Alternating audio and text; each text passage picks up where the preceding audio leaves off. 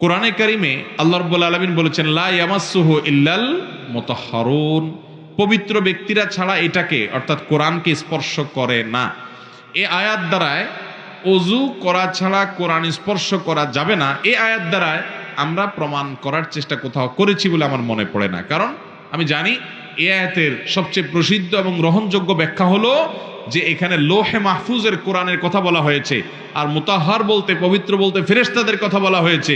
অর্থাৎ আল্লাহ বোঝাতে চাচ্ছেন লোহে মাহফুজের যে কোরআন আছে, যেটাকে কিতাব ও মাকনুন বলা হয়েছে আগের আয়াতে, সেই কিতাব পবিত্ররা ছাড়া অর্থাৎ ফেরেশতারা যারা গুনাহমুক্ত তারা ছাড়া কেউ স্পর্শ করতে পারে না। এটা লোহে মাহফুজের কোরআনের কথা বলা হয়েছে।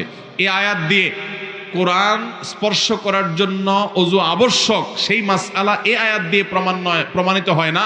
এই আয়াতের অনেকে ব্যাখ্যা করেছেন যে এর মানে আমরা পবিত্র ছাড়া কোরআন ধরতে পারবো না, তাদের ব্যাখ্যা অনুপাতে প্রমাণ হয়, কিন্তু বেশিরভাগ মুফাসসিরদের মত এবং গ্রহণযোগ্য মত হলো প্রথমটা। যাই হোক, তার মানে এই না যে কোরআন ওযু ছাড়া স্পর্শ করা যাবে। কোরআন ওযু ছাড়া স্পর্শ করা যাবে না, বহু হাদিস এর সপক্ষে আছে, একটা দুইটা নয়, বহু হাদিস। অনেক সাহাবীদের ফতোয়া রয়েছে, আসার রয়েছে এই মর্মে যে কোরআন স্পর্শ করতে হলে সেটা কাগজে লেখা হোক, সেটা পাথরে লেখা হোক, সেটা ওয়াল লেখা হোক, এটা ধরতে হলে ধরে ধরে পড়তে হলে টাচ করতে হলে আপনাকে ওযু করতে হবে।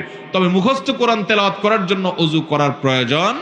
ওযুর মাধ্যমে শয়তান থেকে মানুষ মুক্ত হয়। আপনি কোরআন স্টাডি করবেন, তেলাওয়াত করবেন, ধরবেন, ধরে ধরে পড়বেন, তখন শয়তান থেকে পানা চাওয়ার জন্য একদিক থেকে আউযুবিল্লাহ পড়তে হয়, আরেক দিক থেকে ওযু করতে হয়। নাহলে কোরআন পড়েই আপনি ভুল ব্যাখ্যা করে গোমরাহ হতে পারেন। কোরআন পড়ে যেন কোরআন থেকে আমি আবার ভুল ভালটা না শিখি, ভ্রান্ত যেন না হই, এই জন্য শুরুতে আউযুবিল্লাহি মিনাশ শাইতানির রাজিম পড়তে হয়। আল্লাহ বলেছেন ইযা ক্রাআতাল কুরআন ফাস্তাইজ বিল্লাহি মিনাশ শাইতানির রাজিম, যখন কোরআন পড়বে শয়তান থেকে পানা চেয়ে নিবা, কারণ ও কোরআন থেকেই তোমাকে ভুলটা শিখায়া বুঝায়া বিভ্রান্ত করতে পারে, যেমন হাদিস অস্বীকারীদেরকে করছে, এরকম আমাদেরকেও হতে পারে। জন্য আউযুবিল্লাহ পড়তে হয়, সেই সাথে ওযুও করতে হয়।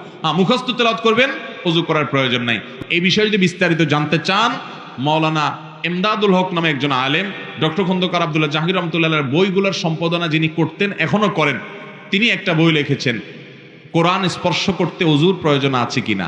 এই বইটা কিনে নিতে পারেন, সেখানে বিস্তারিত দলিল প্রমাণ উল্লেখ করা হয়েছে। সেখানে আপনি পাবেন সাহাবায়ে কেরামের অসংখ্য অসংখ্য আসার, নবী সাল্লাল্লাহু আলাইহি ওয়াসাল্লামের হাদিস আছে যে কোরআন এটা ওযু ছাড়া স্পর্শ করা যাবে না। অতএব এই আয়াত লা ইয়ামাসসুল মুতাহহারুন আয়াত, এটা থেকে প্রমাণ করার প্রয়োজন নাই, অন্য আরো অনেক হাদিস আছে।